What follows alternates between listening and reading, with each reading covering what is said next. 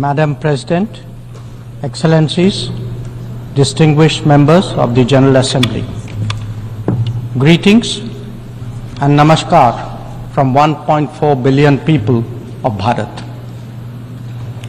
I congratulate the President of the General Assembly, His Excellency Mr. Philemon Yang, and strongly support the 79th UN General Assembly's theme of leaving no one behind. Madam President, we are gathered here at a difficult time. The world is yet to recover from the ravages of the COVID pandemic.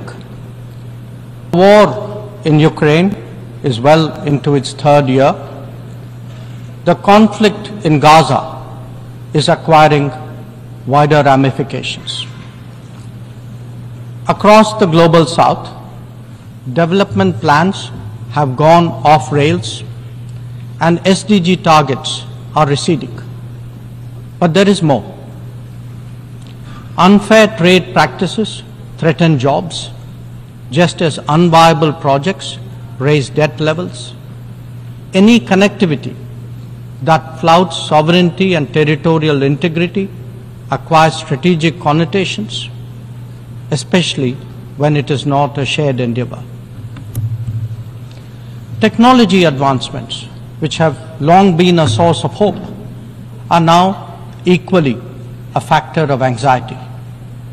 Climate events occur with greater intensity and frequency. Food security is as worrisome as health security.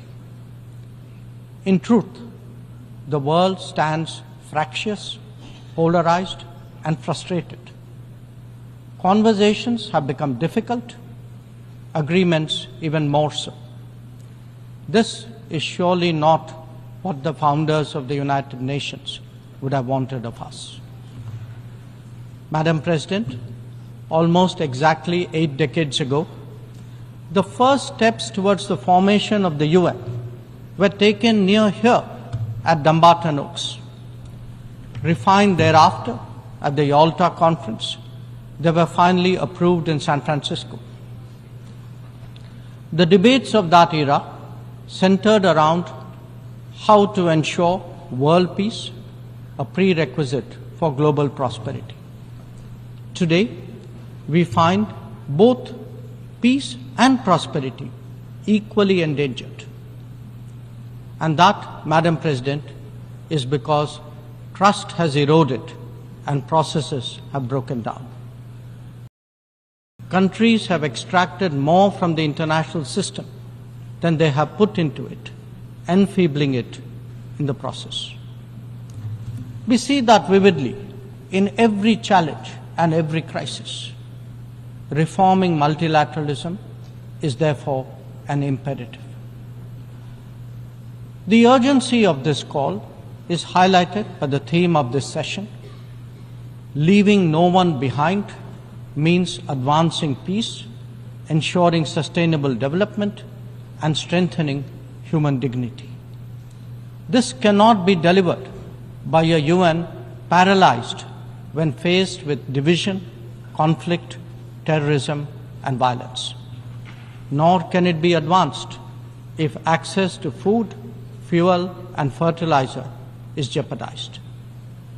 When capturing markets lacks restraint, it damages the livelihood and social fabric of others. Evasion of climate action responsibilities by the developed undermine the growth prospect of the developing. Indeed, when resource crunch limits the very pursuit of SDG targets, it is not just economies, but human dignity itself that is imperiled. If the world is in such a state, this body must ask itself, how has this come to pass? The problems arise from a combination of structural shortcomings, political calculations, naked self-interest, and yes, disregard for those left behind. It is natural to feel overwhelmed by what we confront now. After all, there are so many dimensions, different moving parts, issues of the day, and the changing landscape. But every change must begin somewhere, and there is no better place than where it all started. We, the members of the United Nations, must now seriously and purposefully address ourselves to that task. Not because it is a competition for influence or a squabble for positions, but because if we carry on like this, the state of the world is only going to get worse. And that could mean that more of us are going to be left behind. Madam President, as the world contemplates these concerns, India has sought to respond in a variety of ways. First, by focusing on the issues of the vulnerable, women, farmers, and youth, and fashioning targeted policies and initiatives for their betterment. Assured access to piped water, to electricity, to cooking gas, and new homes are changing millions of lives. The gender gap has started to close, be it in health, in education, or in the workplace. Our food producers, thrice a year, get financial support at the click of a button. And a third-term government has made skilling of the youth its key priority. Second, by expanding opportunities for employment and for entrepreneurship, including through stronger training and large-scale financial incentives. 495 million mudra loans have been given to small businesses in the last decade. 67% of them are to women. Equally telling, 6.56 million street vendors have availed of 8.85 million Swanidhi loans. This is just in the last 4 years. 45% of the beneficiaries are again women. Third, by creating templates that are replicable elsewhere. It could be digital delivery or enhancing the quality of governance and public services, as indeed making medicines and health facilities accessible and affordable. A digital public infrastructure and a people's pharmacy are today examples of what India can readily offer to the world. It is also an alternative vision where technology is used to empower, not to dominate. Fourth, by encouraging the Global South to voice its shared concerns and come together. To that end, we have convened 3 Global South summits, the most recent in August of 2024. And fifth, by contributing to the well-being of the global commons and responding to the pressing needs of those in distress. This has ranged from undertaking projects in 78 nations, providing resources to neighbors, and responding to HADR situations, to supplying medicines and ensuring maritime safety and security. Madam President, given the scale of transformation underway in India, each of these dimensions underline that the world's problems can indeed be tackled, and that by working together, we can surely create a larger lifting tide.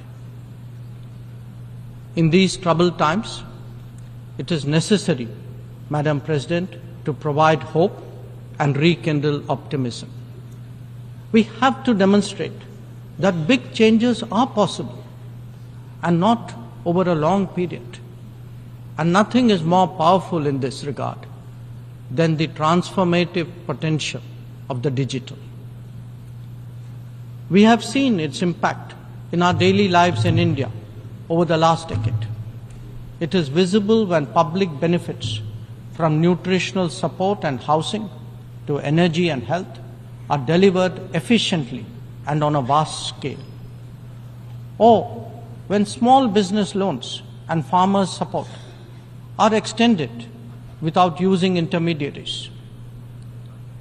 In fact, when street vendors and expat workforce confidently use fintech in their regular transactions, when services delivery and benefits move seamlessly and transparently, less people will be left behind. That, Madam President, is India's experience and India's relevance. Such leapfrogging possibilities, coupled with people-centric policies and visionary leadership, can be real game changers. When India lands on the moon, rolls out its own 5G stack, dispatches vaccines worldwide, embraces fintech, or houses so many global capability centers, there is a message here. Our quest for a Viksit Bharat or a developed India will understandably be followed closely. Madam President, an important cause of many getting left behind has been the unfairness of the current globalization model. Over-concentration of production has hollowed out many economies, impacting their employment and social stability. Democratizing global production, building resilient supply chains, ensuring trusted digital services, and espousing an open source culture, all these promote widespread prosperity. There are economic answers, just as there are social ones. Madam President, the UN has always maintained that peace and development go hand in hand. Yet, when challenges to one have emerged, due regard has not been given to the other. Clearly, their economic implications for the weak and vulnerable need to be highlighted. But we must also recognize that conflicts themselves must be resolved. The world cannot be fatalistic about the continuation of violence on a large scale, no more than be impervious to its broader consequences. Whether it is the war in Ukraine or the conflict in Gaza, the international community seeks urgent solutions. These sentiments must be acknowledged and acted upon. Madam President, the UN is a testimony to the agreed principles and shared objectives of the world order. Respect for international law and commitments are among the foremost in that regard. If we are to ensure global security and stability, then it is essential that those who seek to lead set the right example. Nor can we countenance egregious violations of our basic tenets. Terrorism is antithetical of everything that the world stands for. All its forms of and manifestations must be resolutely opposed. The sanctioning of global terrorists by the United Nations should also not be impeded for political reasons. Madam President, many countries get left behind due to circumstances beyond their control. But some make conscious choices with disastrous consequences. A premier example is our neighbor, Pakistan. Unfortunately, their misdeeds affect others as well, especially the neighborhood.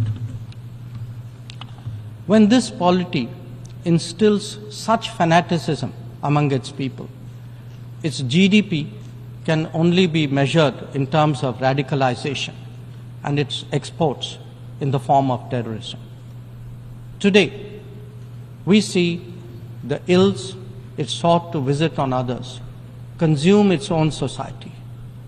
It can't blame the world. This is only karma. Madam President, a dysfunctional nation coveting the lands of others must be exposed and must be countered. We heard some bizarre assertions from it at this very forum yesterday. So let me make India perfectly clear. Pakistan's cross-border terrorism policy will never succeed, and it can have no expectation of impunity. On the contrary, actions will certainly have consequences. The issue to be resolved between us is now only the vacation of illegally occupied Indian territory by Pakistan, and of course, the abandonment of Pakistan's long-standing attachment to terrorism. Madam President, the global order is inherently pluralistic and diverse. The UN began with 51 members. We are now 193. The world has changed profoundly, and so have its concerns and its opportunities. But to address both, and indeed to strengthen the order itself, it is essential that the UN be the central platform for finding common ground. And that it certainly cannot be by remaining anachronistic. Large parts of the world cannot be left behind when it comes to deciding the key issues of our times. An effective and efficient UN, a more representative UN, and a UN fit for purpose in the contemporary era is essential. Let us therefore send out a clear message from this UNGA session. We are determined not to be left behind. By coming together, sharing experiences, pooling resources, and strengthening our resolve, we can change the world for the better. I thank you, Madam President. I thank the Minister.